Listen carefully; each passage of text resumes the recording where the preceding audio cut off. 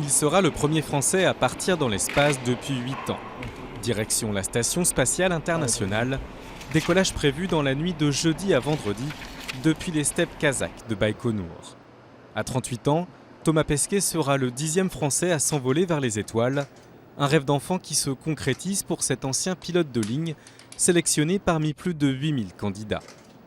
C'est une expérience incroyable pour les gens qui aiment un peu. Moi, j'ai toujours un peu aimé les sports extrêmes. J'étais pilote, j'aime bien la vitesse, j'aime bien l'adrénaline. Donc, évidemment, c'est le shoot d'adrénaline ultime. Donc ça, je suis sûr que j'aurai un grand sourire pendant toute la montée vers l'orbite. Judo, plongée, parachutisme, Thomas Pesquet est un touche-à-tout. L'ingénieur originaire de Rouen a commencé sa formation d'astronaute il y a 3 ans.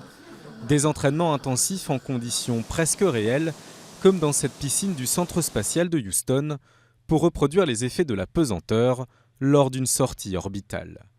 Durant ces 6 mois dans l'espace, pas moins de 300 expériences attendent Thomas Pesquet et ses collègues américains et russes, comme l'effet de l'espace sur le corps humain.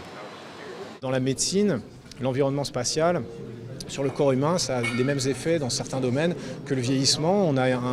Les artères deviennent un peu plus rigides, donc on peut explorer ça en direct. On a des techniques d'échographie et heureusement pour nous c'est réversible, mais ça permet au laboratoire au sol de simuler en fait le vieillissement, de tester des choses sur nous qu'ensuite on peut appliquer dans des thérapies au sol.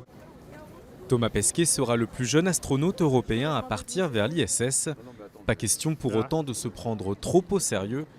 Décidément virtuose du touche-à-tout, il est aussi musicien à ses heures et a prévu d'emmener son saxophone à bord, histoire de jouer quelques notes à l'équipage à 325 km d'altitude.